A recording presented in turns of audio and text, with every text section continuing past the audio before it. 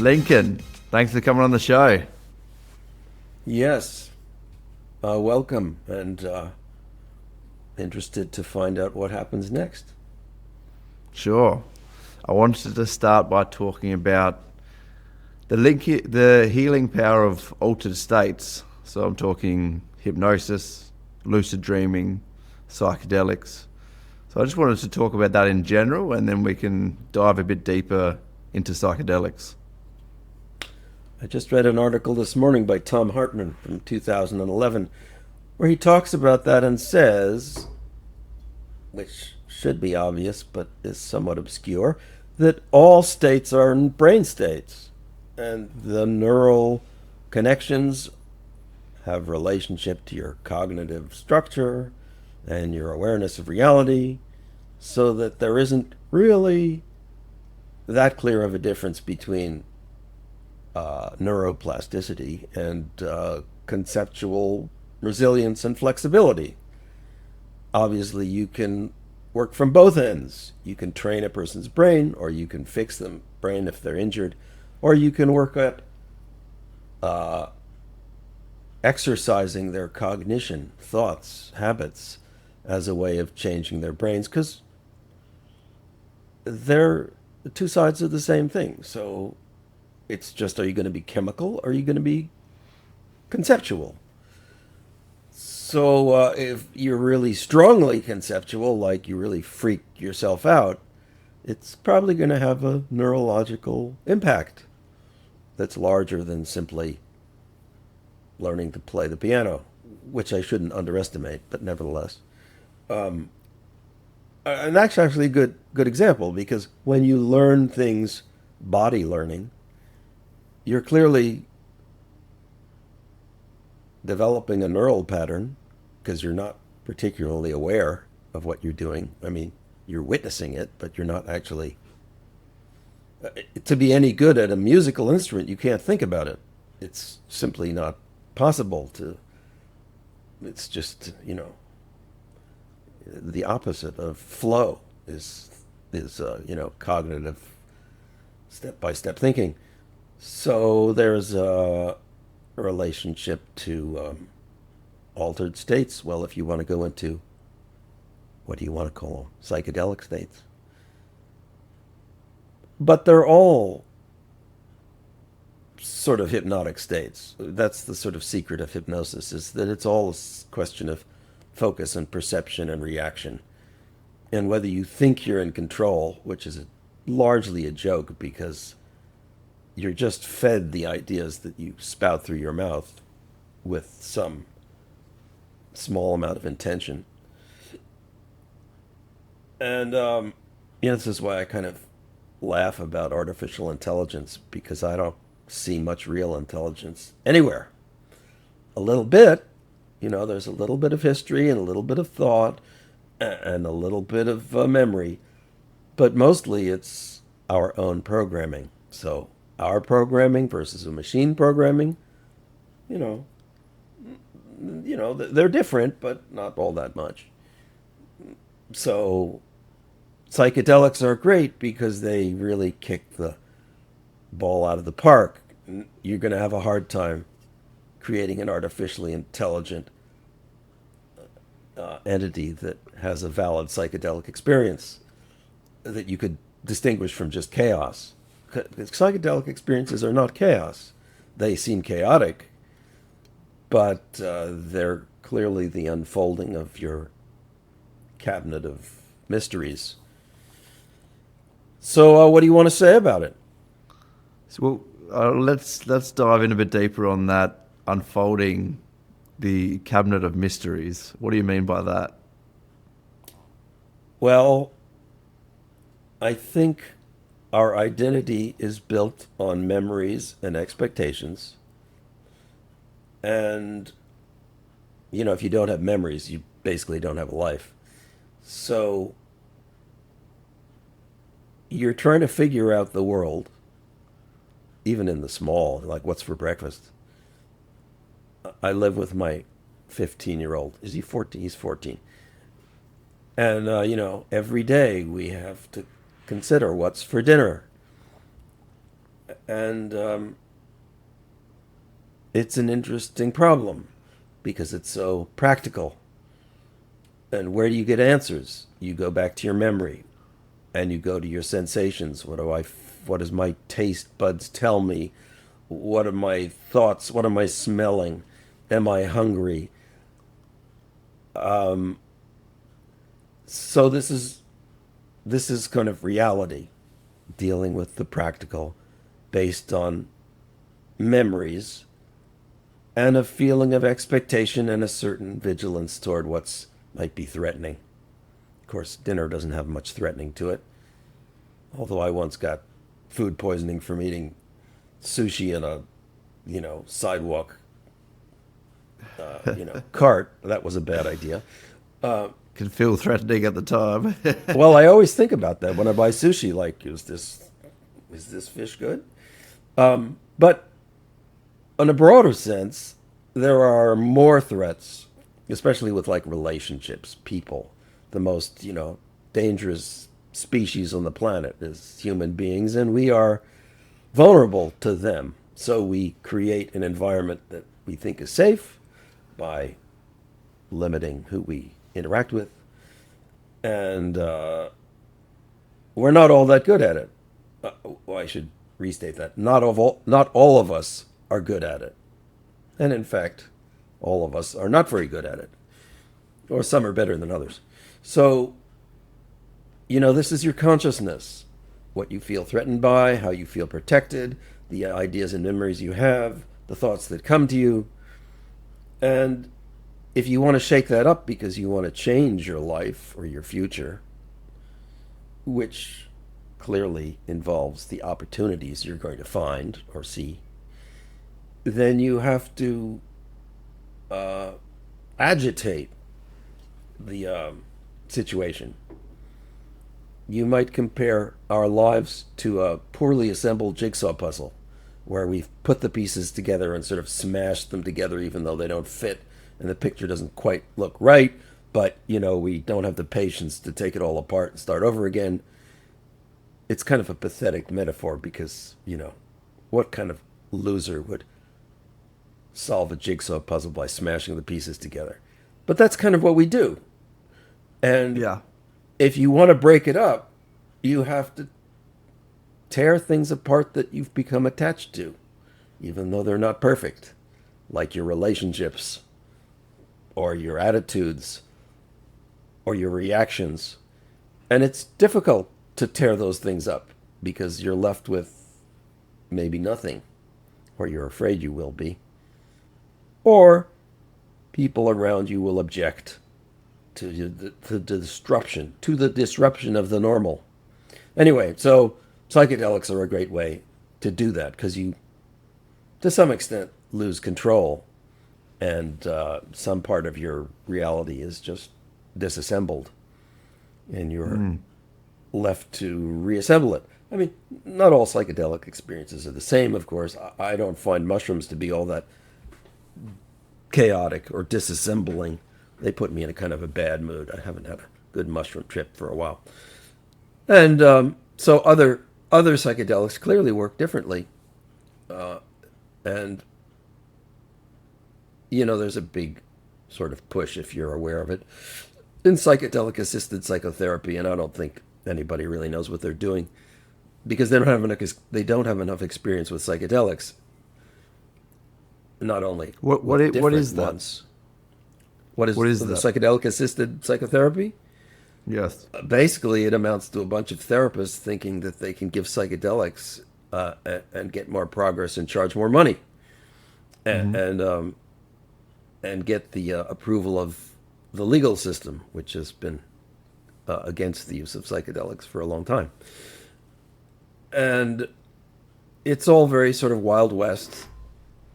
The psychotherapists generally do not have experience with psychedelics. It's not part of their culture. It's not part of their training. It's not a part of their past experience. And So what are they doing differently? Let's say, what are they doing differently to some of those traditional very simple. They just give you methods? the psychedelic and they wait for it to wear off, and then they start doing the same thing they always did before. Okay. It's like, Okay. you could just use alcohol. In fact, I know shamans who do just use alcohol as a psychedelic. I Really? mean, yeah, it's kind of pathetic. I don't know why they do, but okay. Sounds So, horrible. it sounds pretty bad. But I mean, you can make the most of almost any experience. This is why I do a lot of dream work. I always tell my clients or ask my clients what dreams they've had, and usually they think it's a distraction from their issues, and I'm almost always able to say it's not. And they say, I had this strange dream. I don't make any sense of it. And I say, well, it makes perfect sense to me. Just look at the elements in your dream, compare them to your life. And they're surprised. So, they're not even using alcohol at this point. Or hypnosis or anything. Well, dreams are pretty psychotic anyhow, but okay. So, yes, we'll forget about alcohol. So, to answer your question, psychedelic psychotherapy is just a bunch of analysts giving strange drugs to their clients and waiting for it to wear off and then continuing with whatever they did before. I mean, I guess that's better than nothing, but And you it's don't think certainly that's... not what it Oh, I was could going be. to... Not what So it you could don't... be. Okay, so it's not what it could be. So what could it be? Look, I guess it sounded like you were talking about dismantling, I guess, beliefs and working through trauma Yes. within memories. Yes. Is trauma always within memories? Can it be ancestral? Is there any other form of trauma? Yeah, I'd say well, I don't exactly know. It all kinds of bubbles up through memory, but certainly ancestral. And then the question is whether that was genetic or whether you learned it because of your obsessive parents or whatever the environment taught you, which is okay. I'm not sure there's all that much difference because, like I say, your environment creates your neurology and your neurology creates your environment, whatever. So, yeah, there could be, I'll call it ancestral trauma. I think most people, well, I shouldn't say that. Some people believe that's true. I believe it's true. I don't know where it comes from. And then there's, learned trauma, your own traumatic experiences. And then there's a lot of people who are, neurologically sensitive in ways that were not expected to be. Like overly sensitive people who just find the world annoying or threatening or something, and they can either deal with it effectively or not and become paranoid or maybe, mentally ill, if you want to use that term, which I sort of hesitate to use because Why? because it's not well defined. I define mentally ill as somebody who can't fix themselves. So, okay, they're stuck, and now we can call them something, and we can go to their aid. But there's no mental illness that has ever been shown to have any mechanical, chemical, or biological cause. It's all behavioral. Well, that's how it's seen. But as I started talking, these things both have a reflection. So, yeah, you could say, well, there's 5% less gray matter, or the hippocampus is slightly shrunken, but that doesn't mean anything because it doesn't tell you what to do. So, yeah, you could call that mental illness. And I think this is pertinent to us here now. I like to deal with high performers and low performers. They're the interesting ones. The middle performers, it's like, okay, what's for dinner? What's on the menu? What am I doing for you? But the high performers have issues. They tend to be far above everyone else, and they're annoyed by everyone else who holds them back, or who doesn't understand them, or who either abuses them or exploits them or whatever. It's like, racing horses. They need a lot of care. And working with them is fun because they're full of energy and they're fearless and they're willing to sacrifice and they understand how to find opportunities. And then the low performers, who are also interesting, but sort of inscrutable because they constantly fall back into their patterns. That's why they're called low performers. it's not entirely fair. They're probably working just as hard as anyone else, but we don't see their progress, so we call them low performers. And as a therapist, I don't see their progress either. I try to this, I try to do that. I get accused of things I never said. They engage in patterns that I tell them are not effective. So it's fun when these people change. And the high performers see the world as less of a race, and the low performers get out of their habits. And I find that greatly rewarding for myself when I see that. What kind of problems do the high performers have that you're trying to solve? Tolerance for all the low performers that are around them. And I should laugh. It's so funny. And the structures that impede them. Their bosses, their short-minded clients. They're, they see the solution to the problem if the people would just put the resources into it, but the clients or the bosses or the institution that they're involved with doesn't give them the resources. And of course, you could say, well, they don't give you the resources because they don't trust that you're right. And you have to convince them. And the high performers say, why the hell do I have to convince them? It should be obvious. I gave them the information. And this is where my work comes in. It says, well, this is where you did not connect. This is where their failure to enunciate or clarify their sense of risk is being hidden from you. And, I have a background in high-risk sports, which I love very much because you're dealing with something real, whatever the sport is. I was in mountaineering, so there it's the mountains and nature. It could be, trapping, or it could be gold panning. Anything where you're involved with something whose risks are not human, very, well, maybe not exactly predictable, but regular, like the flow of streams and the changing of weather, and I don't know, fill in the blank. I like that because it is sort of reliable, well, in its unreliable nature, like weather. There's nothing personal about the weather. There's nothing personal about the flows of streams or the arrangement of trees on the ski slope. It's up to you to figure it out. And so you can engage it or disengage it. So these are kind of like high performance attitudes. I take more risk because I want more reward. Yes? Yeah. Well, no, I thought you were finished. Look, you mentioned before we got started that you didn't know much about me, so I guess I'll just, I'll try not to turn this into a therapy session, but I'll explain to you kind of my interest in psychedelics and how I got here. I started a business in my mid-20s. I've done a lot of personality tests. I'm extremely high on risk-taking, variety seeking.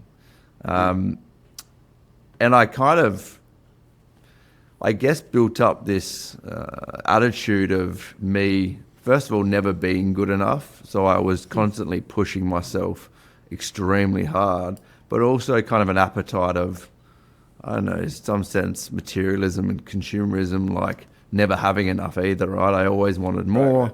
And I would hit goals and move the goalpost. And I ended up pushing myself so hard for years on end, and I ran on such a high level of stress, right? And I ended up having fairly severe regular panic attacks, and I dealt with that with antidepressants. I would deal with, I guess, my restlessness with alcoholism. I'm sober now, but I used to drink to kind of calm myself down. And I really kind of needed to turn my life around. Like I wasn't happy, right? I was succeeding, I guess, from a materialistic or looking from an outside in perspective, but I wasn't happy, and I wasn't spending enough time with my family, and I didn't have good relationships. And I guess trying to get sober and off antidepressants, I had to kind of fill that void or either fix that void. And I guess that's what led me to kind of my inquiry towards looking inwards and psychedelics. And did that help you? It's helping, yeah. Yeah, I mean, I'm sober now, and I tried time and time again to try to get off antidepressants, but the panic attacks just kept coming back. And yeah, I'm going a year strong now on both, so I think it's going well. And I guess that leads me to a question about, I mean, transformation. I mean, that's something that you work in.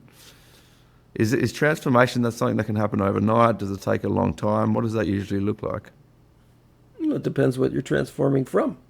I would say the thing that's left out of your recipe is brain training. You're probably a very fixated person in terms of your attention and focus. And you've probably used that effectively in problems that remit or unfold through focused pressure. And you probably don't recognize that there are alternatives or alternative viable lifestyles to the focused, directed attention. So this is a neural pattern. It develops in the way you think, in the way you speak, in the way you perceive. I don't know where, in the way you deal with risk. I mean, it's very interesting that, some high-risk takers, I'm thinking of, in particular, Alex Honnold, because he got famous for climbing El Cap without a rope. And, he says, no big deal. It was just more of what I did before. I just did it more, longer, harder, further. But most people couldn't perceive of doing any of that. Get 30 feet off the ground, and most people are naturally going to start worrying. And but he didn't start worrying. He went 30 feet, 300 feet, 3,000 feet. Nothing clicked in his brain to make him think things were out of the ordinary. Truly. So, I've done that too. I've climbed, the biggest cliff I climbed was like 1,500 feet, so only 150 stories. But, hard rock climbing without a rope, by myself, alone. And I survived, but I wouldn't do it again. Partly because I have a family, and that would be irresponsible. But also because I have a life. Fuck all, I have a life. What's it worth? Yeah. How many times do you need to do this? Because sooner or later, a tree is going to fall on you or a rock flake is going to break off. I mean, there's no backup on these situations. So it's very interesting to see that you can, if you work hard enough, tamp down your fear. And because when you do that kind of stuff, you can't be afraid. It's stupid. You shouldn't be there if you don't feel you're completely in control. You just shouldn't be there. I mean, maybe there's some people who, climb Mount Everest in their underwear, whatever his name was, the Iceman. But Wim Hof. Yeah, Wim Hof. So, I mean, I don't think that's too smart. So, you have to be completely on point if you're going to do high-risk stuff intelligently. And even more intelligently, I think you should say, what am I getting out of this? What am I risking? When am I going to have enough? I mean, it's sort of like alcoholism. Like, what are you doing here? What are you trying to gain from this? When are you going to get it? And what are you risking in getting there? And when are you going to stop and move on? And if you can't answer those questions, then I think you're stuck. And either you need help by another person or a psychedelic to somehow break you out of the pattern. And so, it sounded like you were in a pattern, or maybe still are. Patterns of hyperfocus, risk tolerance, scarcity. And I would say some of that is neurological. It's just become neurological. If it weren't because your hippocampus was too white, it would be for some other reason. So I would say you should do some brain training. That's what I would say. Okay. So I want to talk about brain training in a second. But you mentioned using psychedelics to break the pattern. So how do they break the pattern? All right. So first of all, we spoke about dissolving the ego, but how does that lead to breaking patterns? Well, it could scare the shit out of you. That's one way. What do you mean? Puts, like how? puts a new memory in, I took a psychedelic that made me feel like I was in hell, literally. And that everything I remembered as reality was just a figment of my imagination, and hell was the reality that had always been and would always be. And everything else was a diaphanous illusion that was never going to return. And I concluded that I would kill myself if I could move, but I couldn't. So, happily, this ended after 10 minutes. But now I understand why somebody would kill themselves. And I completely, if that's how you feel, go for it, man. You either fix it or get out of it. I completely understand your desire to escape. And I wouldn't have had that experience, or I wouldn't have that thought or feeling or resonance if I hadn't had that psychedelic experience. And I did it with Salvia divinorum, which is supposed to be an innocuous little mint plant. But I'd be very hesitant about using it again. Of course, psychedelic experiences never or almost never repeat themselves. So I wouldn't expect to go back to that place. I think psychedelic experiences unlock, like I said, the cabinet of your mysteries. And once you've unlocked a certain, it's like those Christmas calendars. Once you've opened a little, date, then you move on to the next one. Once, if you've, well, I would say conquered or at least explored one fear, you'll have another fear next time. Or maybe you'll have an ecstatic experience. That would be nice. But usually not. Usually it's confusion and chaos and worry and anxiety, which is fair. It would be nice if we had more ecstatic experiences, but that's what love is supposed to be. And if you can't get love, well, that's another problem. But it's a different problem than panic attacks. So did I answer, sort of? What does psychedelics do for you? Was that the question? How do they work? Well, no. The question was, we spoke about psychedelics breaking down, I guess, what I'm going to call the ego or the self, right? So breaking down your memories and your thought patterns, or your memories and stuff. But then once you get out of that, how does it actually change on a practical level?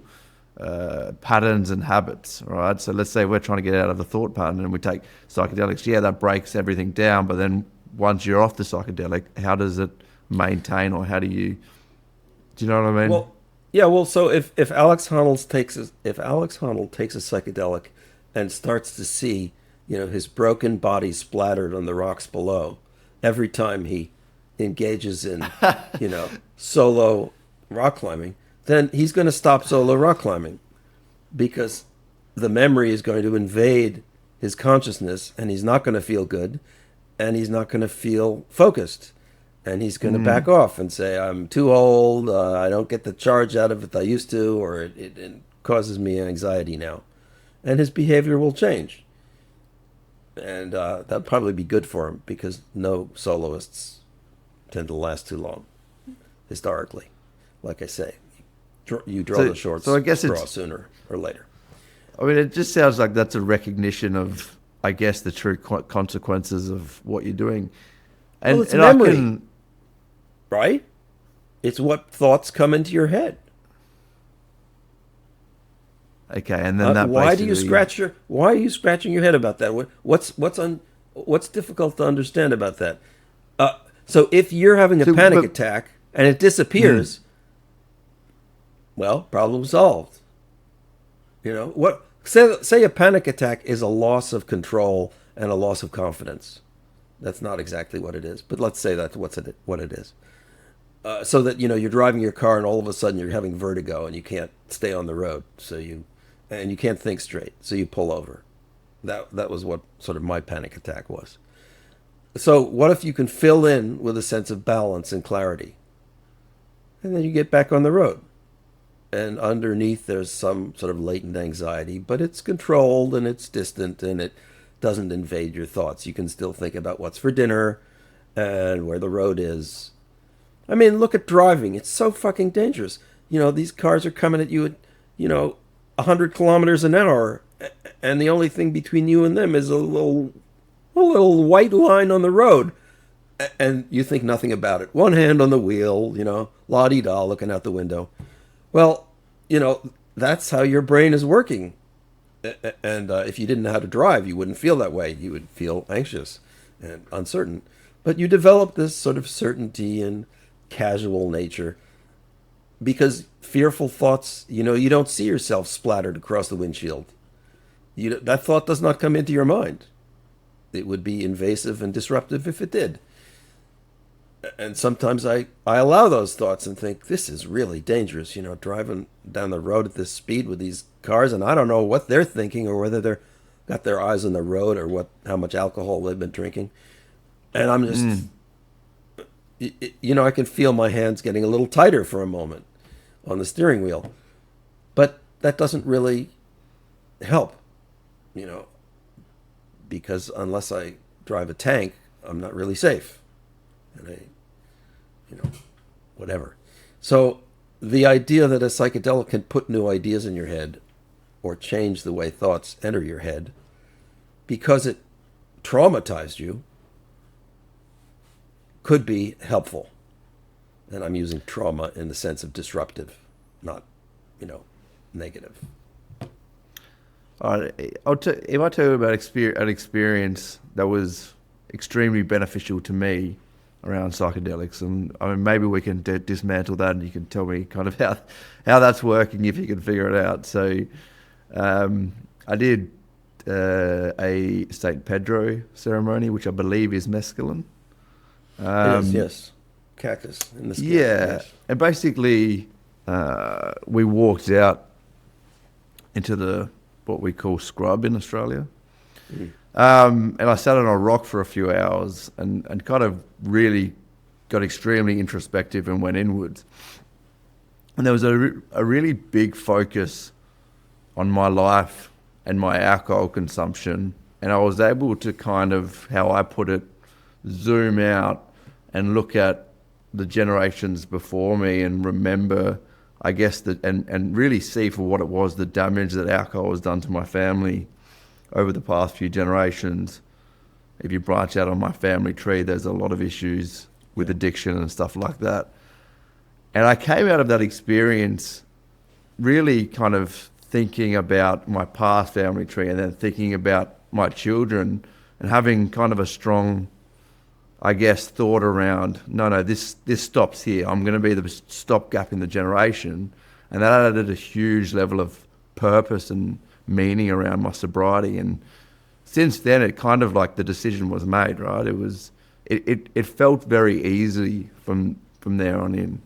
I don't know. Do you have any thoughts around what's happening there? Well, basically I'm reminded of what I said. New thoughts are coming into your head. Okay. Are they real? Was there really a lineage connection? Are you really the leader of a new, are those real? Do they need to be? I think they're real. Well, but that's the point. You think they're real. I think they're real too. But do they need to be real? Not really. As long as you believe in them. It's a bit of a faith thing. I believe in myself. If you didn't believe in yourself, you'd probably have a harder time believing in your purpose. So it's a kind of a global shift. You have to have a certain faith in yourself. You have to have a certain faith in the idea that's come to you. You have to have a certain instinctual sense of connection to your lineage, which maybe you didn't have before, and your descendants, obligation to your family, which maybe you didn't have before. I mean, I do think at one level alcoholism is irresponsible, if you have any responsibility, that you're not being responsible to it. It's definitely extremely irresponsible. And I mean, that right. was, I guess, the major reason, the realization of how irresponsible I was being. But if you only thought about your past and said, well, it's in my family lineage, we've all been alcoholics. Good. it suits our nature, and I'm going to continue to be an alcoholic because it suits my genetic makeup. What argument could you make? Say, oh, you're fucking your life up. Okay, it's yours to screw up. Go ahead. But you instead looked at the future and said, what am I making of the world? What am I leading other people into? What am I responsible for? Which was a different point of view, less sort of obsessed with yourself. Well, I mean, you still could say you're obsessed with yourself and leaving a legacy of positive effect and feeling responsible to the people you brought into the world. I mean, again, you can't convince a person to feel that way, but you can say it's a morally, positive thing. Well, you've got to bootstrap yourself somewhere, right? And that's right. You do. At some point, you're standing on your own, branch, and maybe you're going to stop sawing it off. Because why? Because you see there's more above you than you thought before. So, I mean, this is kind of largely what my work consists of, getting people to rephrase or reframe their purpose, value, and future. If you're not happy with what you've been doing or what you've been given, I think one of the best ways to reorient yourself is to see yourself in a larger, more positive role in the future. And it's funny because they always think in the moment, always be in the now. It's like, no, don't be in the now. Make yourself a future. Being in the now is like having no memory, as far as I'm concerned. I mean, you could recast it in a positive way for people who are obsessively thinking about irrelevant stuff. You could say, oh, I just focus on the now. But the now means the future, as far as I'm concerned. And fixing the past. So you may say to yourself, as you did, it stops here. Meaning that you were kind of gifted with the opportunity to change the direction of things.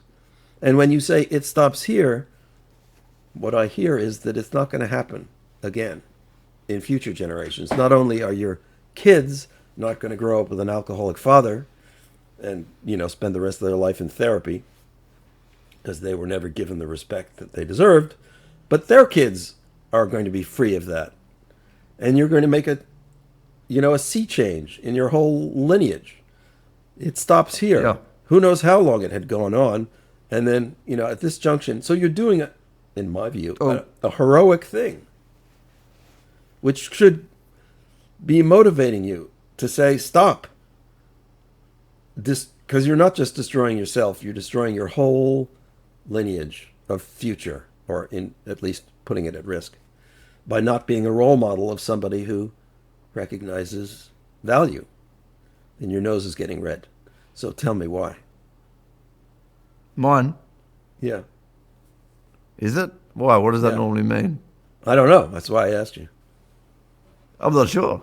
It's subconscious. I didn't make my nose go red. Well, that's important too, because this stuff does bubble up. Who knows where from? And the question is to catch it. Like, oh, okay. What am I going to do with this almost thought that I might have had?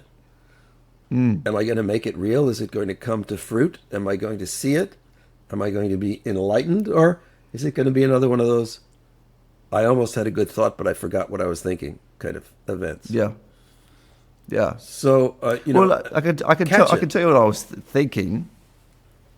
Well, when you were speaking, I've been trying to do, since that kind of experience, I've been trying to do a lot of research into family history and stuff. And I think a lot of I'm German, both sides. Obviously, I'm Australian now, but I think a lot of the issues kind of around our family started around the war, and I reckon, and I think generationally, life has got easier every generation since then, right? So I guess I've told myself a story that it's my responsibility to make things better for the next generation. I don't know if that's why my nose was going red, but that's what I was thinking about as you were speaking. Well, I mean, if I were to, I don't have much to add to that, but, physiologically, when we become emotional, we get flushed, We get more excited. And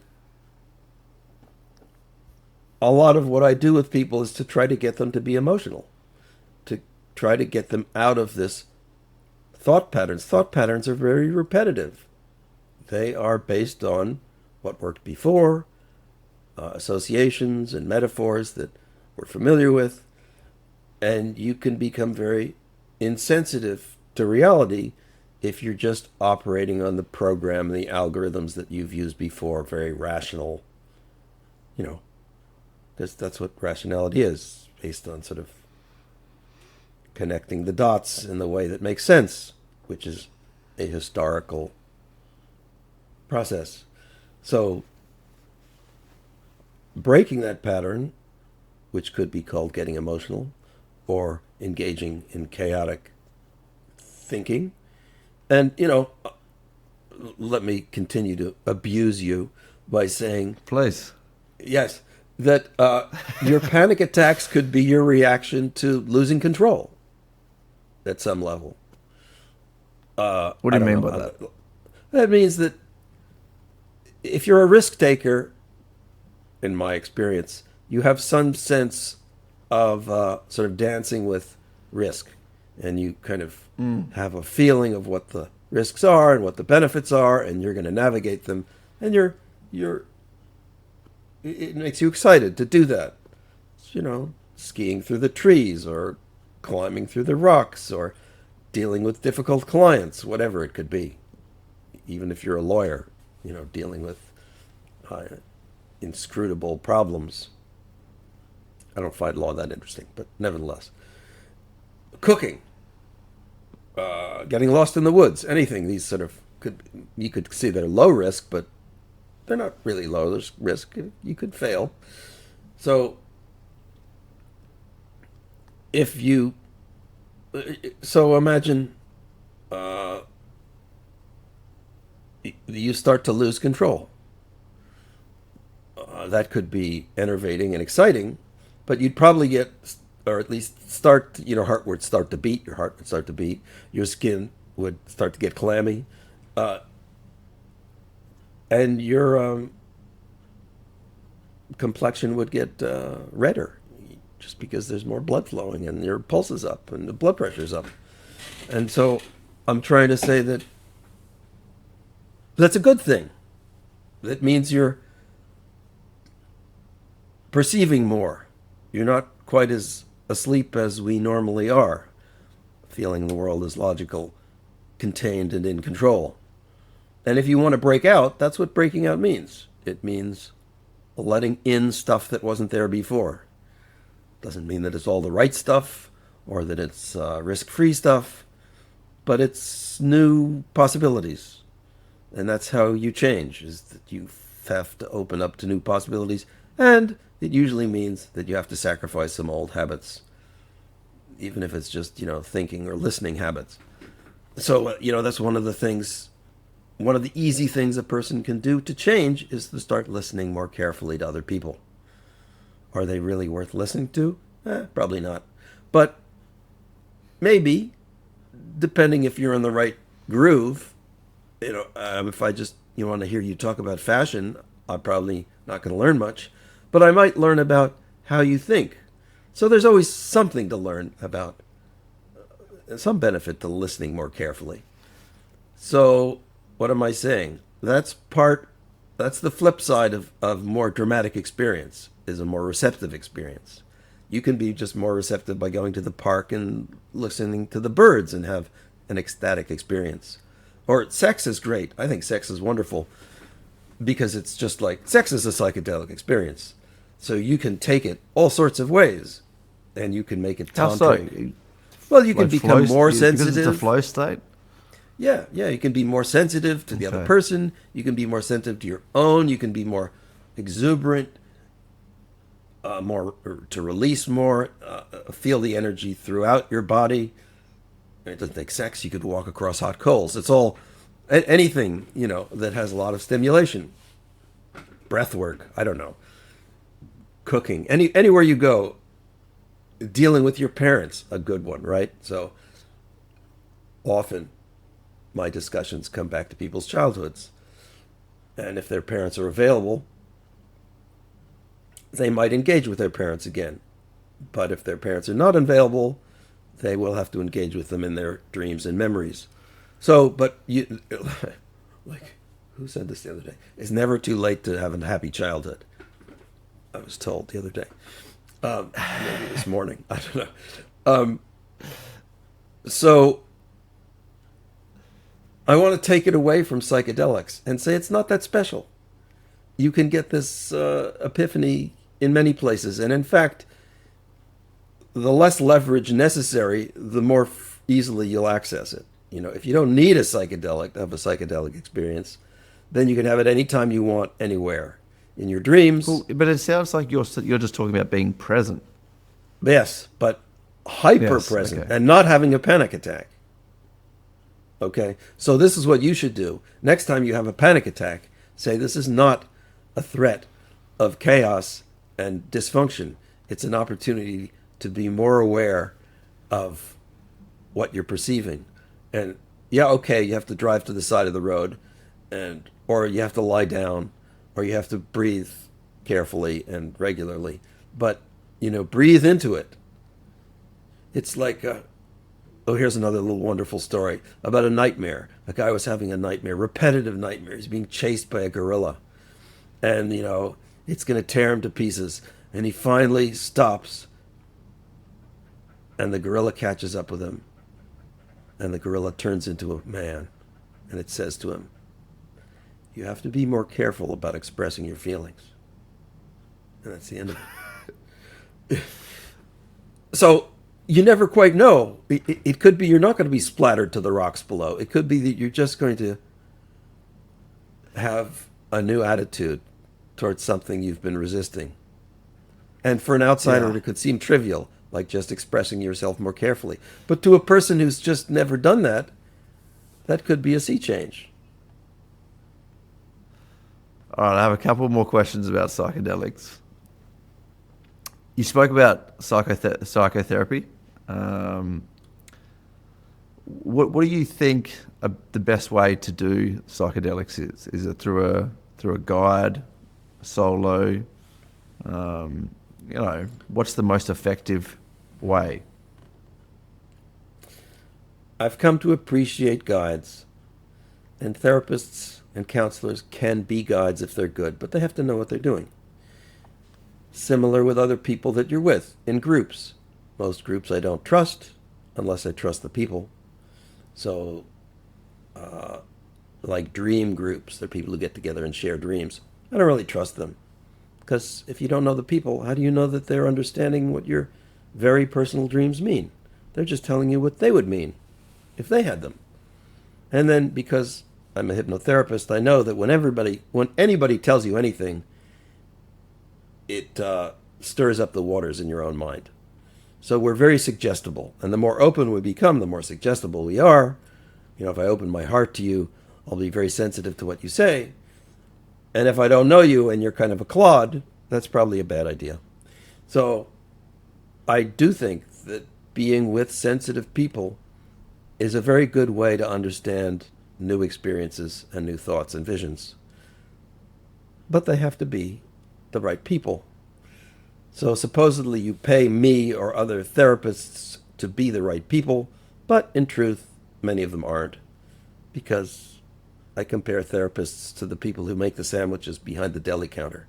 They just know how to put the bread and ham and cheese together and deliver it to you at a low price. Because most people that I deal with, and I don't deal with them professionally, I deal with them as prospects. They don't engage me because they don't value the work enough. So I keep my price high because I don't want people who don't value themselves or the work. It seems unfair. People say this work should be free, and I guess it should be, but the biggest cost is your own investment, and that's what people don't do.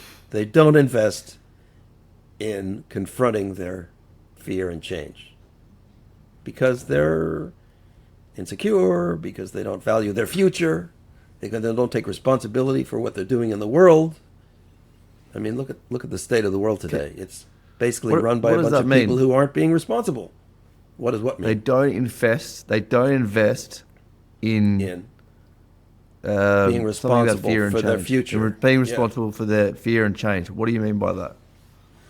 They don't. Or what does it mean to be responsible for addressing your fear and change? It means seeing that you have responsibility to the future, the environment, the people, the culture, the way other people think. I mean, look at the U.S. and Donald Trump and this nonsense, which is not entirely limited to the U.S. Why don't people just get rid of this guy? Well, it appears that for some strange reason, people think that he's going to do something good for them, which I think is irresponsible thinking. And, it's like saying, I don't know. It's like in Australia, we're going to bring in the toads to take care of, what did they do? They brought in the toads to take care of the rabbits or something, and it all went out of control. Yeah. And then you go up to the north side of Australia and they're fucking everywhere, yeah. Right. So it's like, what are you responsible for? Is this a system that you're playing a role in, or are you just handing it off to some, megalomaniac to, fix it? And then you're going to retire to your bubble and think, when we get rid of the immigrants or when we get rid of the rabbits or, everything will be fine again and make America great again. As if America was ever great, really. I mean, slavery, was that good? Yeah,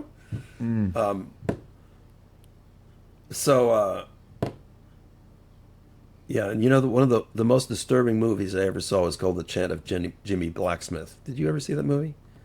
You should Never heard watch of it. It's an Australian What's movie. it called, sorry? The Chant of Jimmy Blacksmith. Okay. I find it a very disturbing movie. And it's all about racism to the Indigenous people of Australia.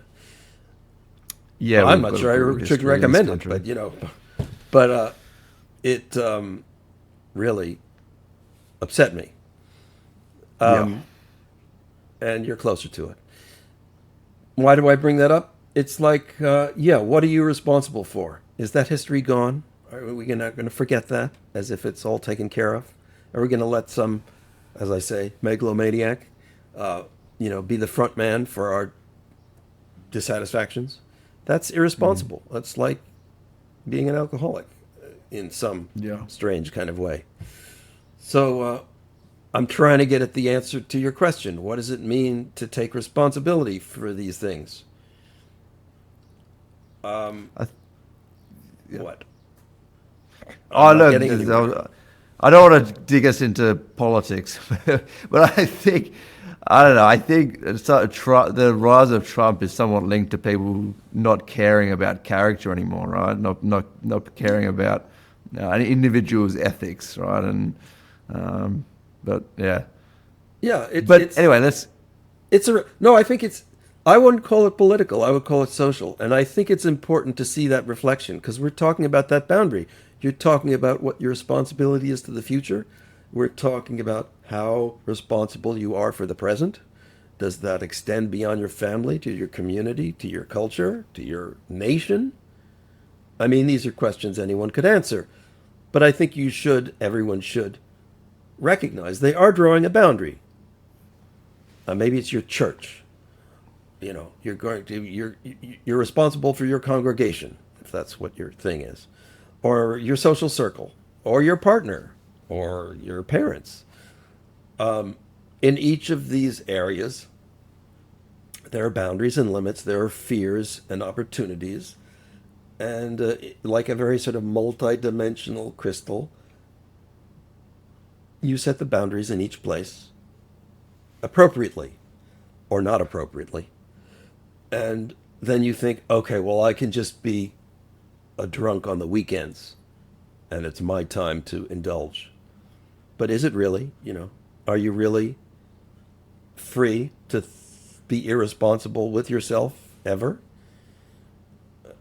And then, it gets all very bizarre, right? So how are you going to exonerate yourself? What are you supposed to do? What's meaningful? What's valuable to you?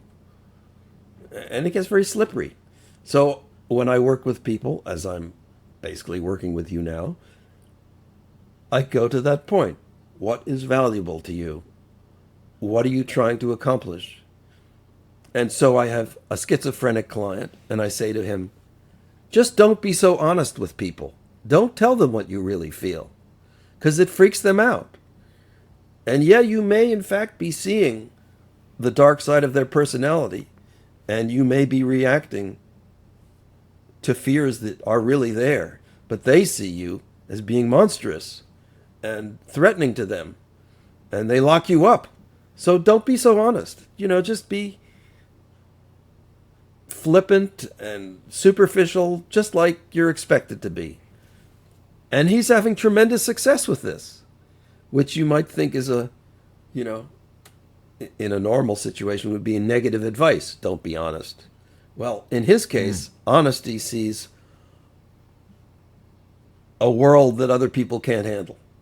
I'm not saying it's the wrong world or that it's distorted, but to other people it is. So if he wants to get along and avoid getting arrested all the time, he's got to play the legal role, or not legal, socially acceptable role. And he's doing it. It's doing very well for him. And he's, not what you would call a mentally normal person. And so the other guy, my Australian client, as it turns out, is an investment banker who's high performance. And he wants to be, and I'm saying to him, you're going to have a kid. Are you going to deal with your kid the way you deal with your employees and demand the most of them? Because it's not going to work out if you do that. I can assure you it won't work out. So you've got to take a different point of view. You're now obliged to help them, your child, although maybe even your employees, become all that they can be. And that's not going to fulfill your expectations of what you want to be. It's being in service to them. Different mindset. And it seems to be helping him. It's like he's taking distance from his clients and his boss and his high-pressure profession, and he's focusing on his family and his wife, who he normally doesn't have time for because he's too busy with these totally fucked up clients. They're all like stabbing each other in the back and making millions from each other. And he's like saying, this is not, I can do this and I can make a lot of money, but it's not going to be where I get my sense of value. And I'm going to move myself out of that world. And, I'll give myself credit for this. If I didn't actually do it, at least I was riding the right wave. And, focus them on riding the right wave too. Basically everybody is responsible for their own change. And I'm just sort of an irritant. As I tell my clients, I can say anything I want. It doesn't have to be true, and it doesn't have to be helpful. I'm just here to be a catalyst of change. I'm sort of like a psychedelic. I can give you a great vision or a nightmare. Don't blame me. Just pay me. Because if you don't pay me, I'm gone. It takes a lot out of me, as you can imagine. It really does. I crash at the end of the day. For reasons I'm not even fully aware of, just because of the emotional nature of the whole interaction with people. And I like that in some weird and perverted way. And I don't have any social life because I couldn't care about dealing with incidental problems. I'm an addict for deep personal work. Me too. You spoke earlier about a psychedelic experience thrusting you into hell, I think is the way you put it. Yeah. How would you describe a bad trip, and are they ever useful? Well, this one was useful. A bad trip is just like an endless nightmare that you can't escape from. And this one, I wrote this book called Becoming Lucid, where I talk about what is it to be aware. And I've started reading it, actually. Yeah. It's really good. They talk about, are you lucid in a dream? Could you become in control of your dream and say, I'm dreaming and I'm going to do things? And I respond to that by saying, are you lucid in your normal conscious state? Are you fully aware of what's going on? Are you perceiving everything? Or is it coming through a preconceived lens that's coloring it? Because you see, if you work with a person who's depressed, that in fact it is coming through a preconceived lens in which everything is depressing. how lucid are they? How lucid are you? And, if you have a panic attack, are you going to excuse it as just a sort of neurochemical exception?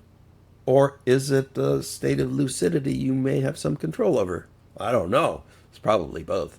But, are you going to take a define pill? lucidity there? No, I can't. Because Okay. no matter how much control you think you have, it's still you thinking you have control. So when you're lucid in a dream and you say, "Oh, I'm dreaming," well, are you still believing that the dream is real and that you have control in this psychotic world? Is that lucid? Where's the line? Because usually if you get complete lucidity in a dream, you wake up. You do. You wake up and say, that dream, I extricated myself in complete lucidity from all phantasmagorical imaginings, and here I am, reality. And in that book, I kind of make the point, well, very good. Now you're in reality. How real is this? Are you really seeing what's in front of you? And I make the point that, what do we really see? If you hold your arm out at arm's length and you look at your thumbnail, that's the size of what you see clearly. Everything else is peripheral vision and it's out of focus. But you don't notice that, and it doesn't bother you, because you can always move that focal point around and remind yourself of what was in the blurry background. So you think the blurry background is always there. That is real. But the truth is, there's a lot in the blurry background you're not seeing. Blurps and blips and flashes and details. You can't read a book if you hold it at 45-degree angle away from you. Can't read a book if you hold it at 2-degree angle away from what's directly ahead of you. So you're obviously missing a lot in your state of lucidity. But you're blurring it over. You're saying, well, it hasn't changed much since I looked at it last time. And most of the time you're right. Except if you try to drive a car at 250 miles an hour, you realize you're missing a lot of what's 2 degrees out of perpendicularly in front of you. And you can't do it unless you become adept at driving at 250 miles an hour, which is sort of like climbing with no rope. It's probably not a great idea. You certainly wouldn't want to do it on a busy street. It'd be impossible. So you do it on a racetrack where there's nothing except the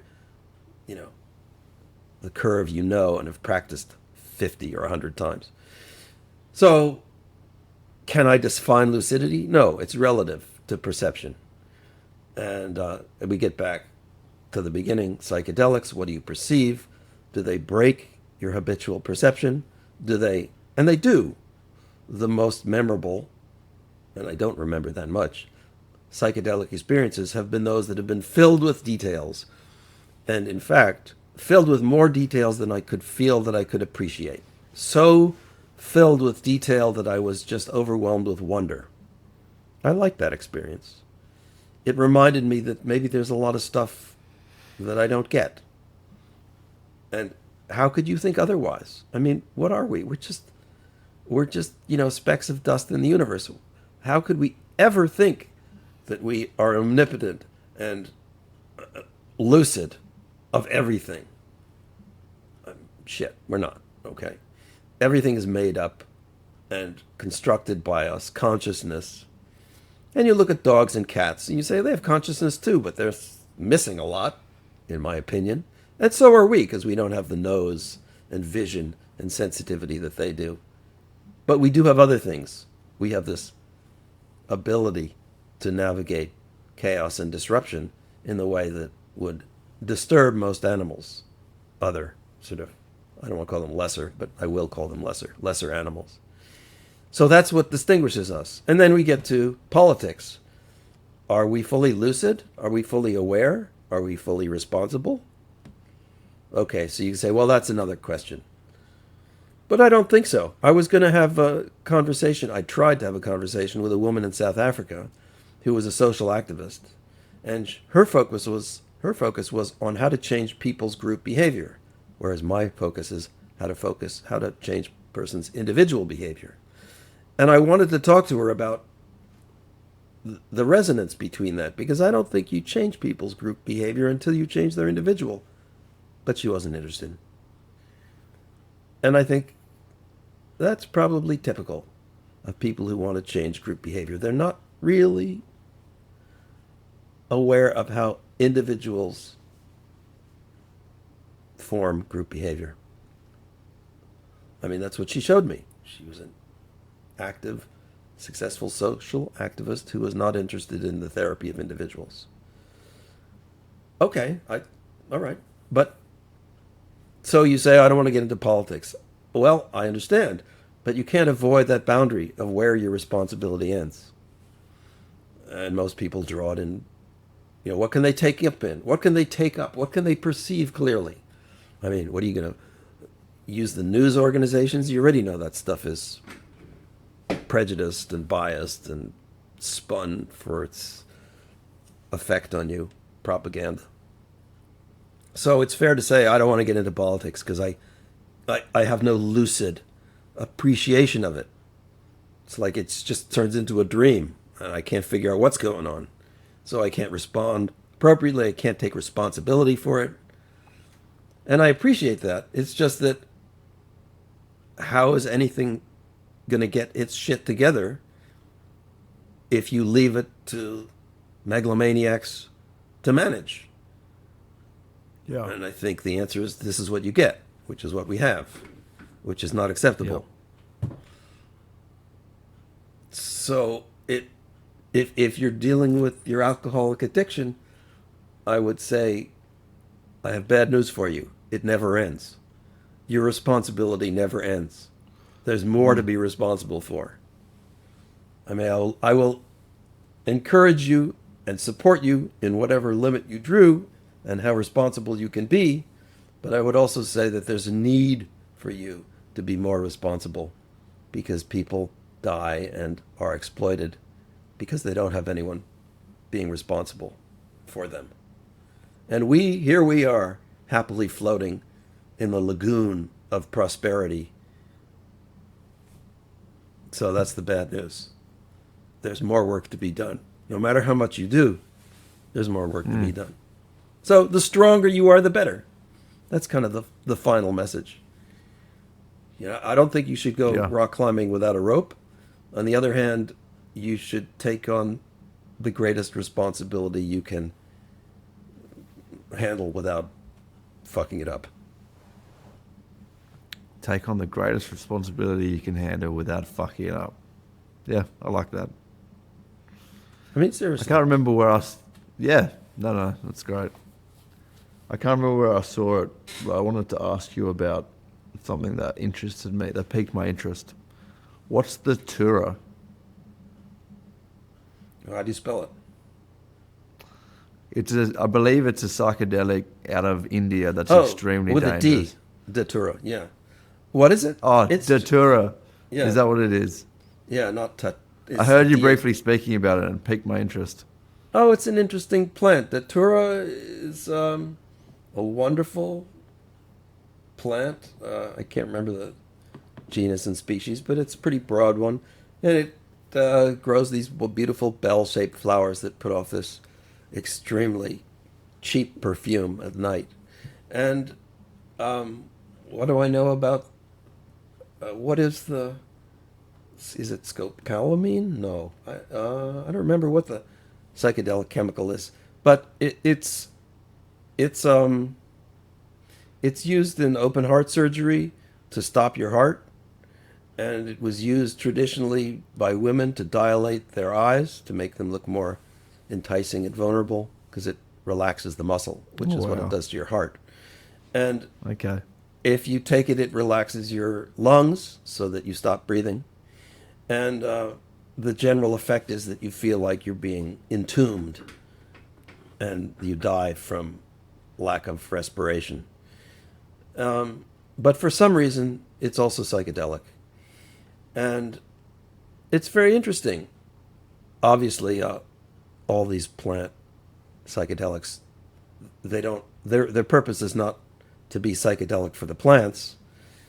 They are, I believe, mostly root hormones. They play a role in plant growth. So you're abusing them chemically for your own purposes. And you can't blame the datura plant for producing this chemical. It's, a side effect in terms of what it does to you. But it's traditionally added to some psychedelic mixtures. And it's very easy to get. It's otherwise known as, another word for the plant is thorn apple, because it has this thorny looking seed case, and you break it open, it's full of little black seeds. And it's very potent, and it's very toxic.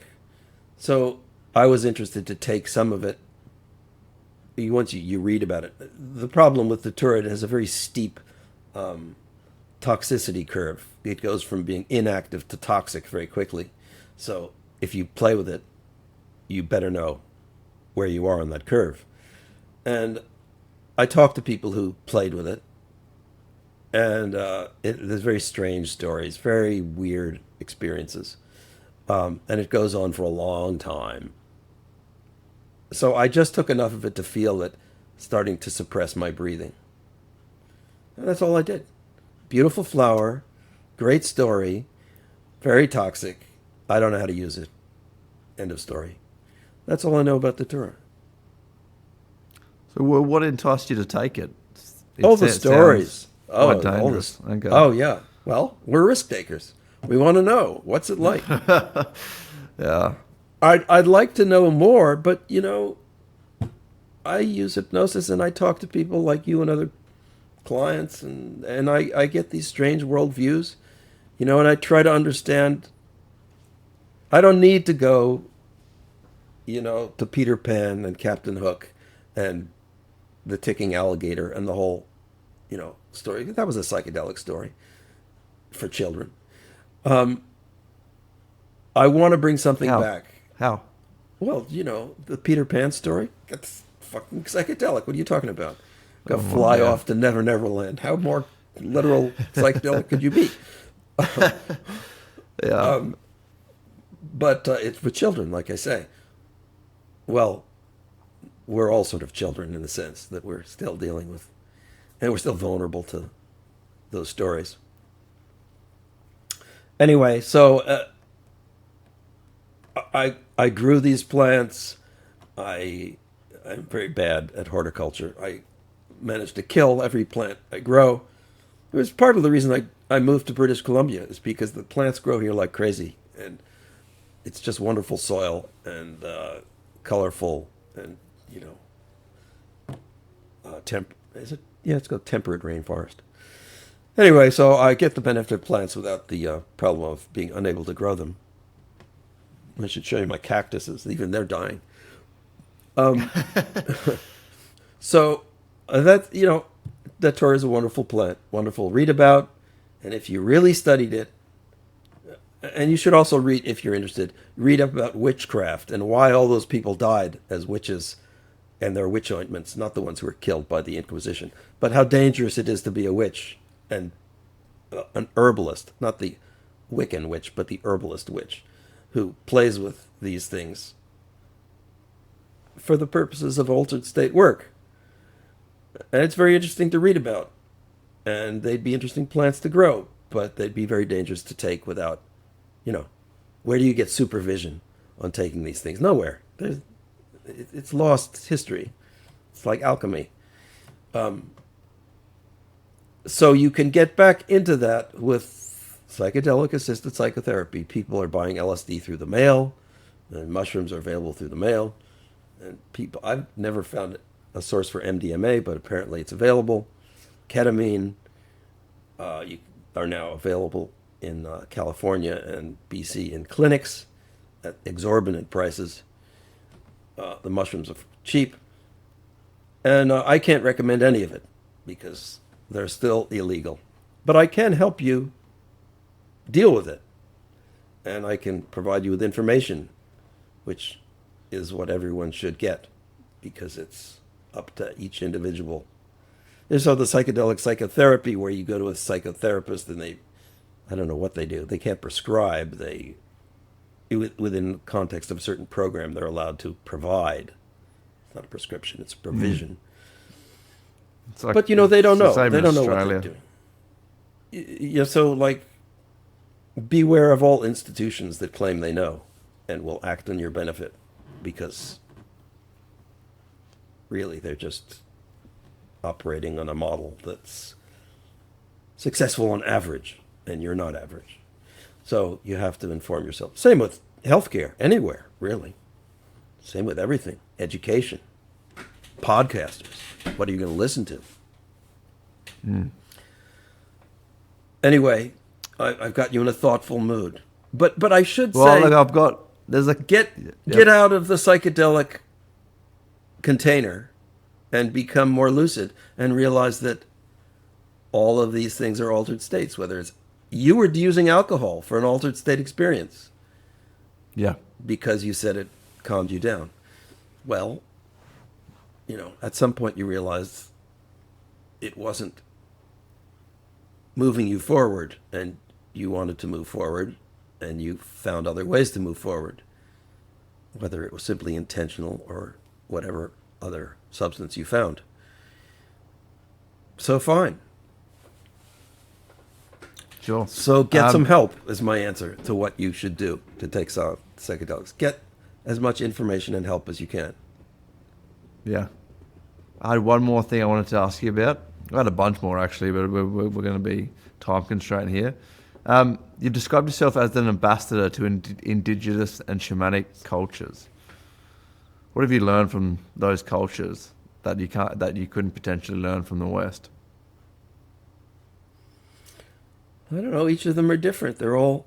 So in Mongolia, I felt that this was a culture, the Mongolian culture, that had the oldest traditions that I had experienced. I come from America and Canada, which are only a few hundred years old, after sort of integrating European attitudes and crushing the indigenous ones. And Mongolians were basically not changed since the year 700. And everybody still has a picture of Genghis Khan on the wall as their, national hero from 750. Really? Yeah, everybody. And Holy shit. yeah. Okay. And so you see behaviors. Well, one thing I felt was interesting. You see behaviors in the culture that reflect attitudes that people have. So in Mongolia, there's this dual national religion, Buddhism and shamanism. And the Buddhists inhabit these gold-encrusted temples, and they're all wealthy because they get donations and are respected, and they're, thought leaders. And the shamans sit on the sidewalk as beggars, collecting alms and living in the dirt. And that's the status quo. But as you drive through the countryside, everybody stops at these obos, which are these piles of rocks.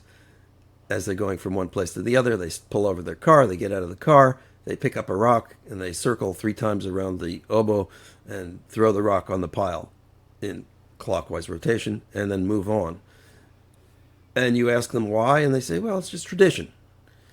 So another thing that they do, this is the second and last example, is that Mongolians believe you shouldn't hesitate in the doorway, metaphorically, as in making a transition, right? Mm-hmm. But they take it literally.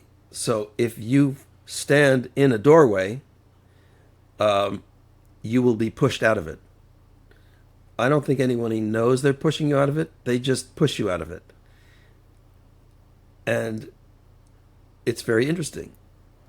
They push you out of it because of this concept, as far as I understand it, as an outsider. So this was interesting in Mongolia. And then in Panama, in the jungles of Panama, I lived with some people who you would call, I hate to use the word primitive, but, technologically primitive. The only devices they had were outboard motors and guns. Everything else they scavenged from the jungle. Everything. Well, with the exception of mosquito nets. So I found it very interesting to be with those people because they were so much more lucid than we are. Because they couldn't focus on just one thing, because the world was full of threats and they needed to manage everything. So they were very aware, And they were very careful about what they did and said and thought. Much more than we are. Because they didn't have the I'm still clear confused boundaries. when you're saying they're lucid. You say the Aware. opposite of numbing. Aware. Yes, the opposite Okay. of, they were aware and perceptive. Mm-hmm. They wouldn't engage me in long philosophical discussions. I mean, they just look at me and laugh, which is probably, right? They had more real concerns. So it was great to be with people who were, you could say, obsessed with real concerns, as opposed to us who were obsessed with what? Unreal concerns? I don't know. Bullshit concerns, yeah. We think they're important, but, you can't quite demonstrate them. We're not shooting iguanas out of the trees for lunch, which was what they would do. And, look.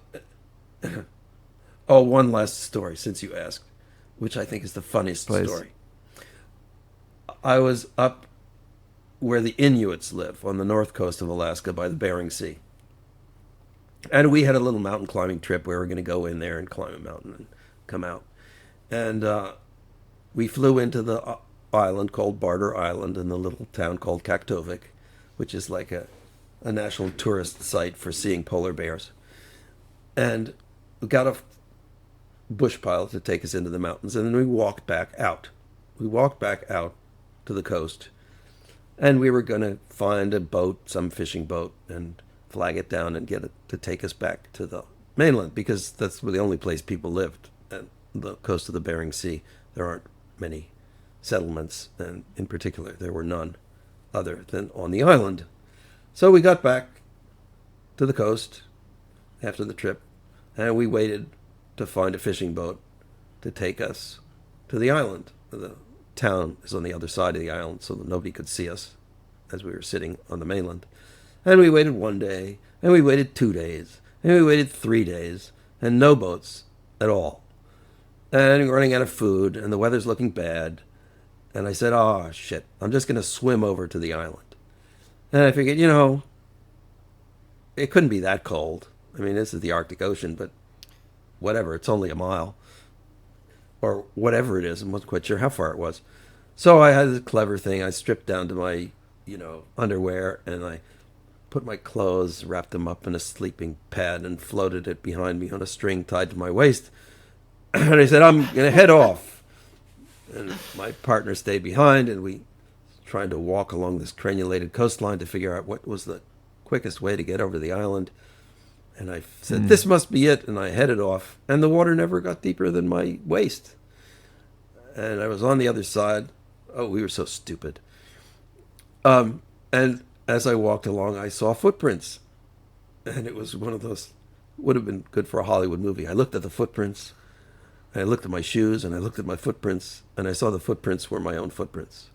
So I hadn't actually swum to the island. I had just gone across a little bay and re-encountered my own footprints of having wandered all morning back and forth across the coast.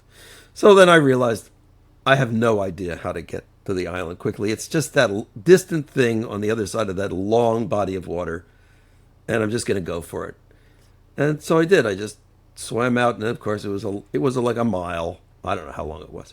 And I was cold, but it was a good idea. My stuff did float behind me on the floating sleeping bag and sleeping pad, and it did stay dry. And I got to the other side. And I was cold and chilled and dizzy. And I dried off and put my clothes on, and I marched over the hill and got to the island, Kaktovik, to the village. And I told them, the Inuit people I met there, of my experience. And they laughed, and they laughed. They thought it was so funny. They said, no, wait. They just took me around to all their relatives and their grandmother, and I told them the story, and they all just laughed at me. What a fool this stupid white guy was, Yeah. And I thought that was wonderful. I mean, the Inuit are known for being very sort of somber and not engaging with white people. And I thought I broke through the barrier in wonderful comic tradition without, of course, intending to it. And that was my, I really felt warmly received at that point. Not because of I was respected for who I was, but because I was a fool. But I was willing to do something. And this sort of coded the experience I would like to confirm. But I, years later, was talking to somebody in a restaurant in Vancouver, and they said, oh, there's now a tradition on Kaktovik that every year the locals swim across to the mainland, and they make a kind of festival out of it. And I thought, they didn't do that when I was there.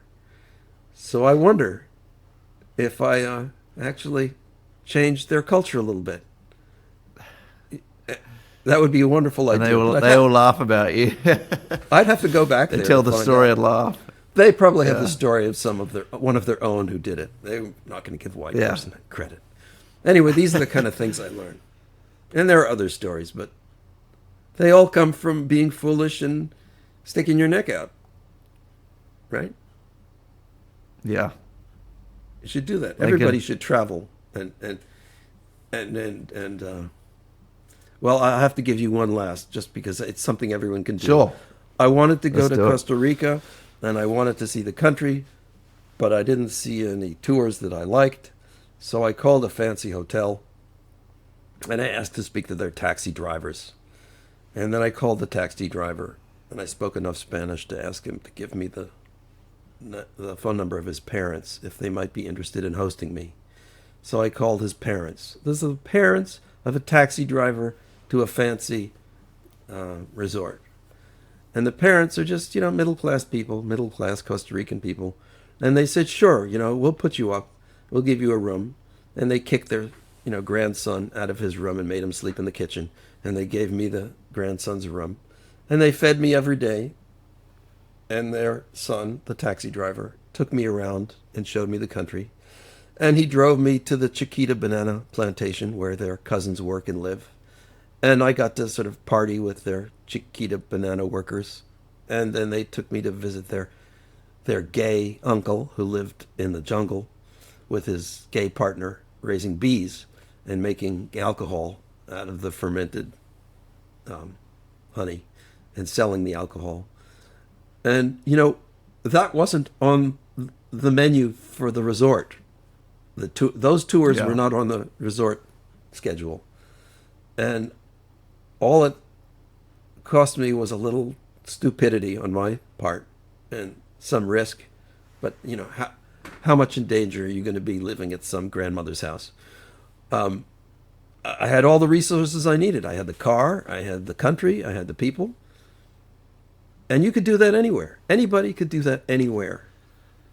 Look, this is how I travel as well. I have I'm really off-put by, I guess, kind of the manufactured resort experience. I was in Fiji recently, and we went to, I guess, one of the main resort places called Dinaru, and it's basically about 50 resorts, all beautifully maintained. And I just get this ick feeling, I need to get out of here, So my wife and I hired a car and kind of drove around and just found our own secluded spots and stuff like that. So, yeah, I definitely resonate with that experience. So that's the answer to your question. This is what you learn from other cultures, indigenous or otherwise. Doesn't have to be indigenous. Could be Italy. Could be Egypt. Could be Australia. Could be New York City. There's definitely a world of difference between, the rural and urban mindset in any country. I mean, this is sort of what Airbnb and couchsurfing offered us, but it didn't quite happen. Never to the extent that we could do it ourselves. Anyway, that's my message to everybody. Get therapy. That was great. Go out and visit, and take risks and be responsible for the world. Appreciate your time. Thanks for coming on the show. Yeah, thanks, Luke.